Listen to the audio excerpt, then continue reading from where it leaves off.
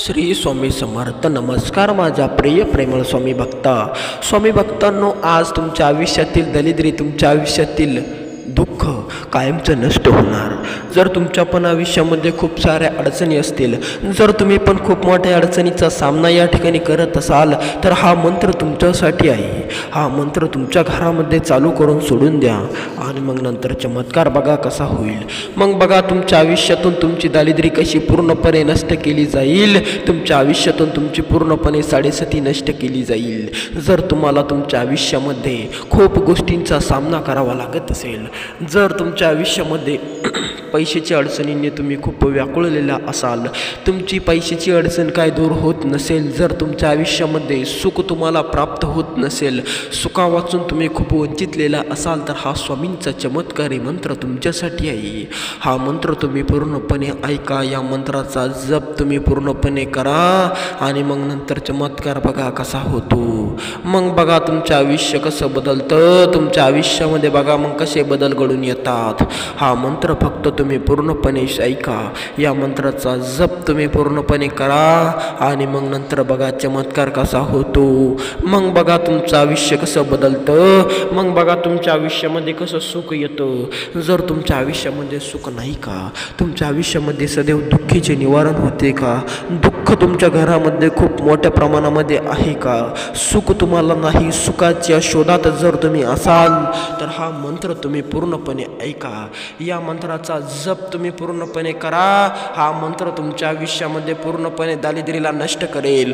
तुमच्या आयुष्यातील पूर्णपणे साडेसाती नष्ट करेल. हा मंत्र तुमच्या आयुष्यामध्ये खूप मोठा धनाचा वर्षाव करणार. जर तुम्हाला पैशाची अडचण असेल, जर तुम्हाला कोणतीही दुसरी अडचण असेल, तुमच्या आयुष्यामध्ये सुख नसेल, सुखाची प्राप्ती तुम्हाला करून घ्यायची असेल, तर हा मंत्र तुम्ही पूर्णपणे ऐका. या मंत्राचा जप तुम्ही पूर्णपणे करा आणि मग नंतर चमत्कार बघा कसा होतो. मग बघा तुमचं आयुष्य कसं बदलतं. मग बघा तुमच्या आयुष्यामध्ये कसा बदल घडून येतो. हा मंत्र तुम्ही पूर्णपणे ऐका. या मंत्राचा जप तुम्ही पूर्णपणे करा. मग नंतर चमत्कार बघा कसा होतो. मग बघा तुमचं आयुष्य कसं बदलतं. मग बघा तुमच्या आयुष्यामध्ये कसा बदल घडून येतो.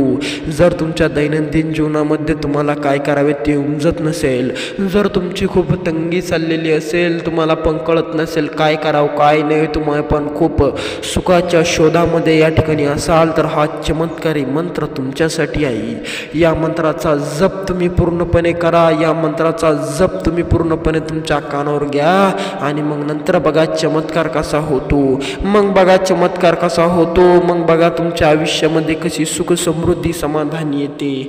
तुमचं आयुष्य बघा मग कसं बदलतं. तर चला तुमचा जादा वेळ न घेता आपण त्या चमत्कारी मंत्राकडे वळू. चालू करूया तो चमत्कारी मंत्र. करूया तुमची गरिबी साडेसाती दूर, करूया तुमची साडेसाती दूर. तुमच्या आयुष्यामध्ये आणूया पैसा, पाणी, धन, समृद्धी, सुख पूर्णपणे आणूया. तर चला चालू करू चमत्कारी मंत्र.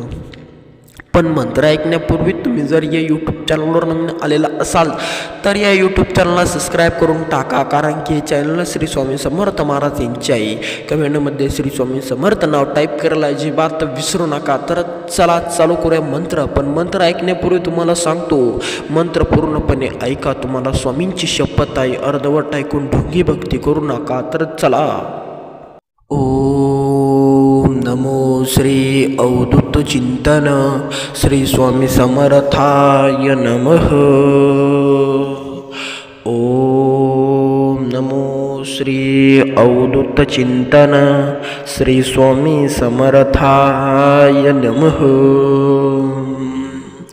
ओम श्री अवधूत चिंतन श्री स्वामी समर्थाय नमः. ओम श्री अवधूत चिंतन श्री स्वामी समर्थाय नमः. ओम नमो श्री अवधूत चिंतन श्री स्वामी समर्थाय नमः. ओम श्री अवधूत चिंतन श्री स्वामी समर्थाय नमः. ओम श्री अवधूत चिंतन श्री स्वामी समर्थाय नमः। ओम श्री अवधूत चिंतन श्री स्वामी समर्थाय नमः। ओम श्री अवधूत चिंतन श्री स्वामी समर्थाय नमः। ओम श्री अवधूत चिंतन श्री स्वामी समर्थाय नमः। ओम श्री अवधूत चिंतन श्री स्वामी समर्थाय नमः। ओम श्री अवधूत चिंतन श्री स्वामी समर्थाय नमः। ओम श्री अवधूत चिंतन श्री स्वामी समर्थाय नमः। ओम श्री अवधूत चिंतन श्री स्वामी समर्थाय नमः। ओम श्री अवधूत चिंतन श्री स्वामी समर्थाय नमः। ओम श्री अवधूत चिंतन श्री स्वामी समर्थाय नमः। ओम श्री अवधूत चिंतन श्री स्वामी समर्थाय नमः। ओम श्री अवधूत चिंतन श्री स्वामी समर्थाय नमः। ओम नमो श्री अवधूत चिंतन श्री स्वामी समर्थाय नमः। ओम नमो श्री अवधूत चिंतन श्री स्वामी समर्थाय नमः। ओम श्री अवधूत चिंतन श्री स्वामी समर्थाय नमः। ओम श्री अवधूत चिंतन श्री स्वामी समर्थाय नमः। ओम नमो श्री अवधूत चिंतन श्री स्वामी समर्थाय नमः।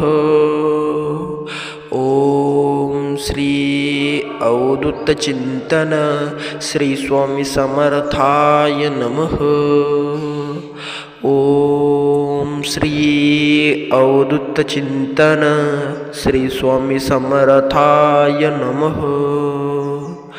ओम श्री अवधूत चिंतन श्री स्वामी समर्थाय नमः।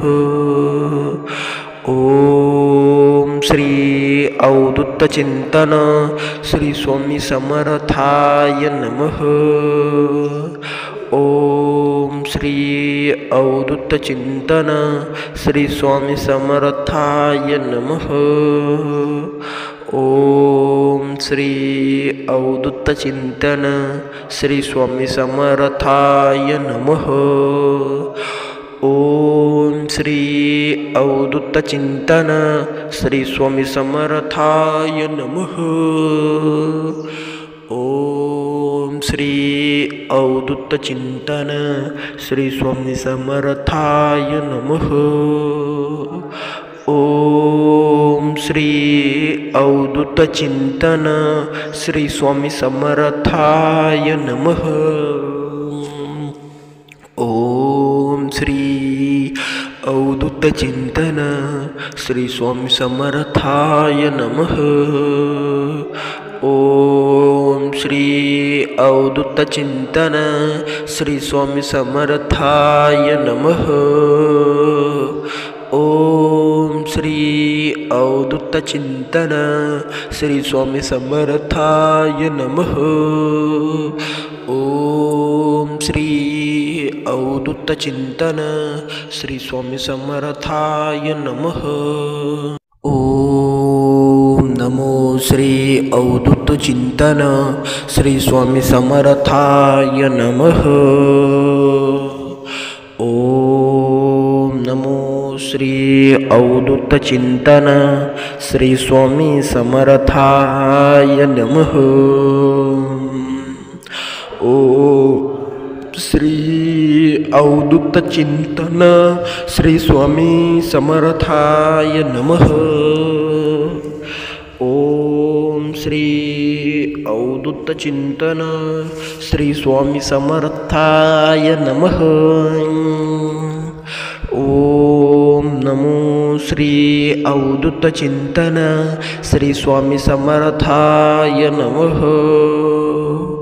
ओम श्री अवधूत चिंतन श्री स्वामी समर्थाय नमः।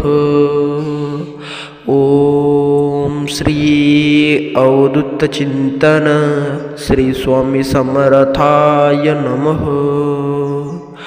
ओम श्री अवधूत चिंतन श्री स्वामी समर्थाय नमः। ओम श्री अवधूत चिंतन श्री स्वामी समर्थाय नमः। ओम श्री अवधूत चिंतन श्री स्वामी समर्थाय नमः। ओम श्री अवधूत चिंतन श्री स्वामी समर्थाय नमः। ओम श्री अवधूत चिंतन श्री स्वामी समर्थाय नमः। ओम श्री अवधूत चिंतन श्री स्वामी समर्थाय नमः।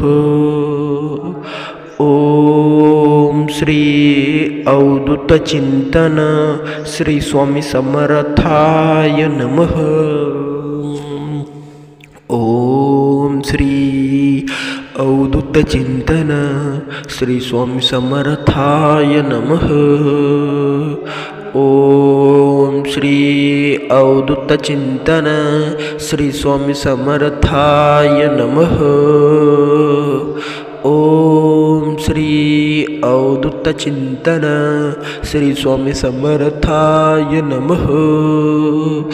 ओम श्री अवधूत चिंतन श्री स्वामी समर्थाय नमः।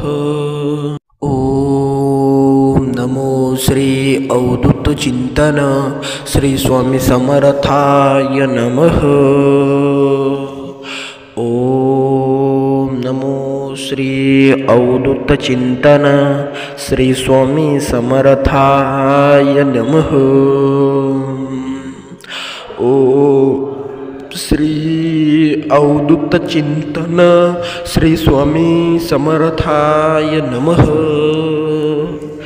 ओम श्री अवधूत चिंतन श्री स्वामी समर्थाय नमः। ओम नमो श्री अवधूत चिंतन श्री स्वामी समर्थाय नमः। ओम श्री अवधूत चिंतन श्री स्वामी समर्थाय नमः। ओम श्री अवधूत चिंतन श्री स्वामी समर्थाय नमः। ओम श्री अवधूत चिंतन श्री स्वामी समर्थाय नमः। ओम श्री अवधूत चिंतन श्री स्वामी समर्थाय नमः। ओम श्री अवधूत चिंतन श्री स्वामी समर्थाय नमः। ओम श्री अवधूत चिंतन श्री स्वामी समर्थाय नमः। ओम श्री अवधूत चिंतन श्री स्वामी समर्थाय नमः। ओम श्री अवधूत चिंतन श्री स्वामी समर्थाय नमः। ओम श्री अवधूत चिंतन श्री स्वामी समर्थाय नमः। ओम श्री अवधूत चिंतन श्री स्वामी समर्थाय नमः। ओम श्री अवधूत चिंतन श्री स्वामी समर्थाय नमः। ओम श्री अवधूत चिंतन श्री स्वामी समर्थाय नमः। ओम श्री अवधूत चिंतन श्री स्वामी समर्थाय नमः। ओम नमो श्री अवधूत चिंतन श्री स्वामी समर्थाय नमः। ओम नमो श्री अवधूत चिंतन श्री स्वामी समर्थाय नमः। ओम श्री अवधूत चिंतन श्री स्वामी समर्थाय नमः। ओम श्री अवधूत चिंतन श्री स्वामी समर्थाय नमः। ओम नमो श्री अवधूत चिंतन श्री स्वामी समर्थाय नमः।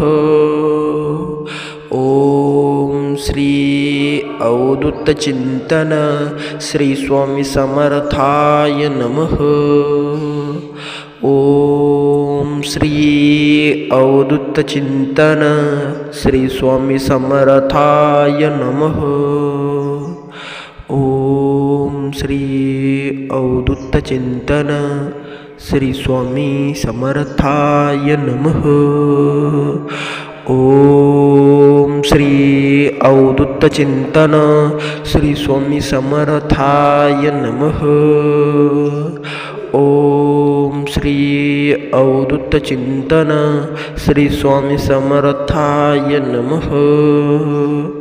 ओम श्री अवधूत चिंतन श्री स्वामी समर्थाय नमः।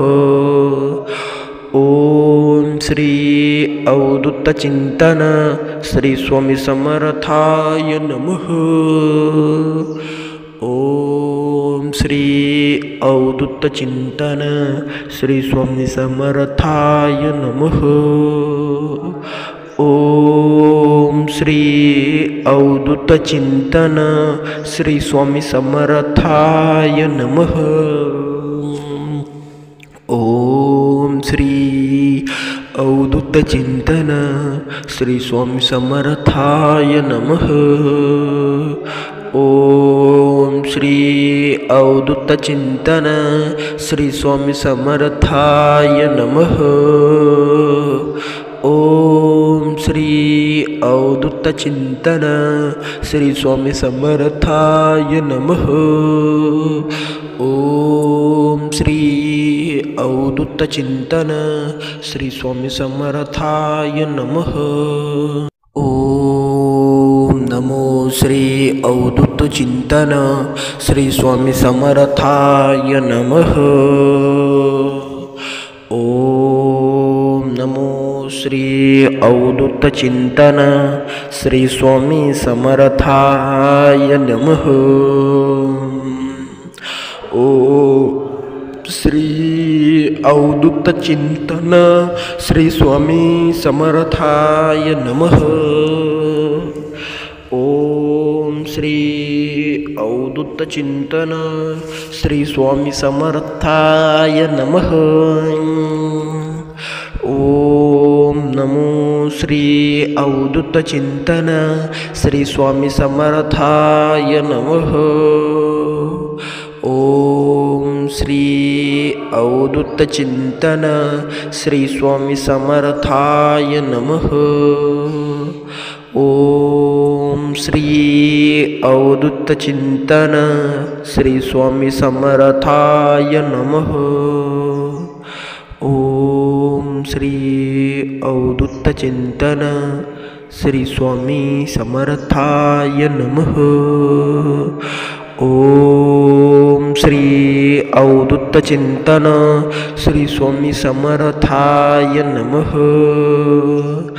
ओम श्री अवधूत चिंतन श्री स्वामी समर्थाय नमः।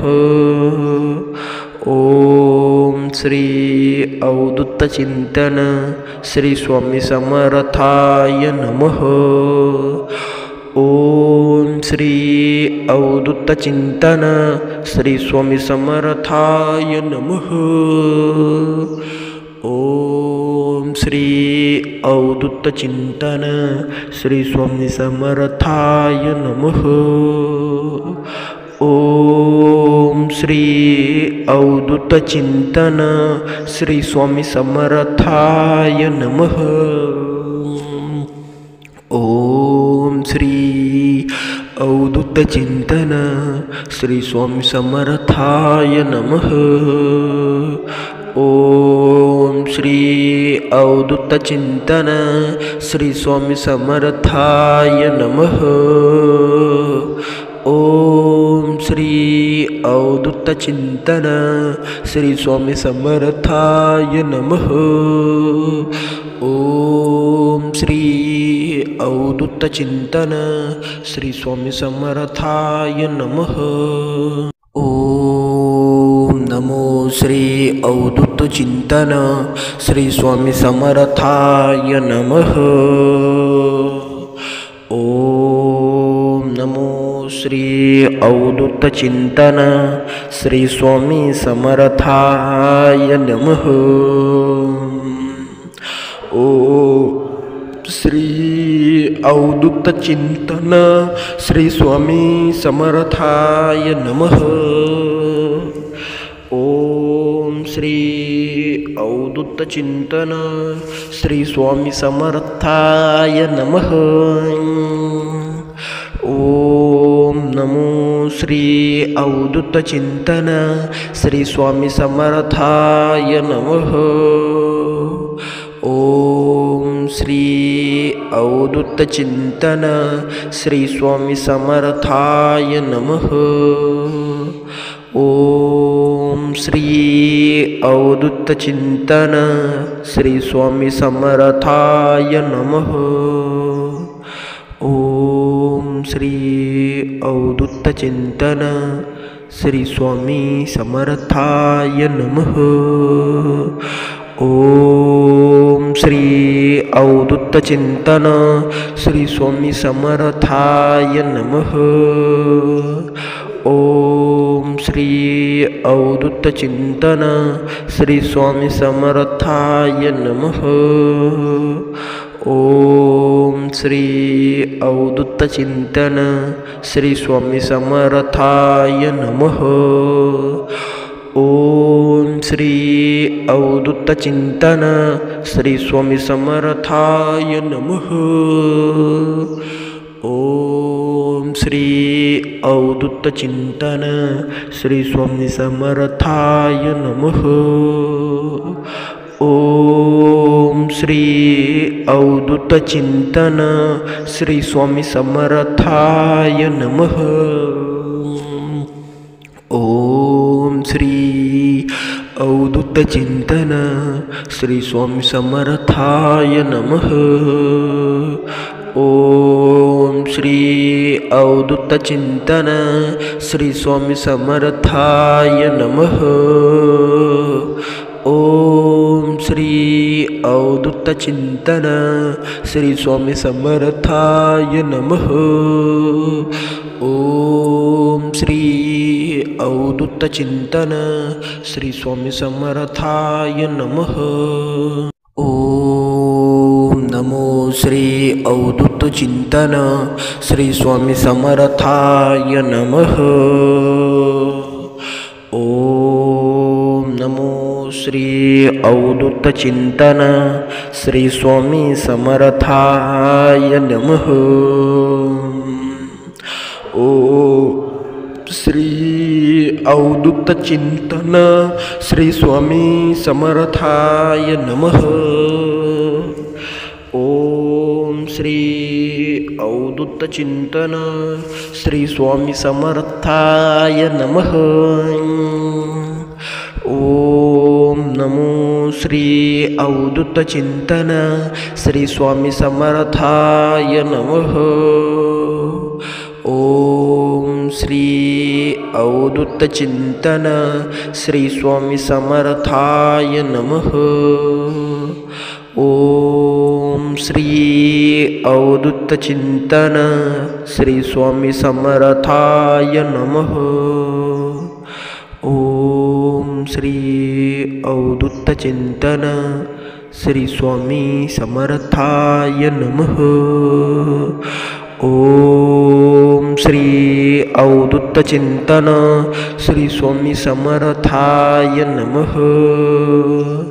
ओम श्री अवधूत चिंतन श्री स्वामी समर्थाय नमः।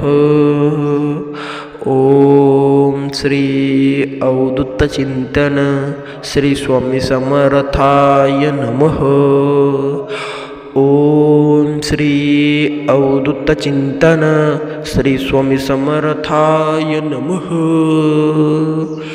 ओम श्री अवधूत चिंतन श्री स्वामी समर्थाय नमः। ओम श्री अवधूत चिंतन श्री स्वामी समर्थाय नमः। ओम श्री अवधूत चिंतन श्री स्वामी समर्थाय नमः। ओम श्री अवधूत चिंतन श्री स्वामी समर्थाय नमः। ओम श्री अवधूत चिंतन श्री स्वामी समर्थाय नमः।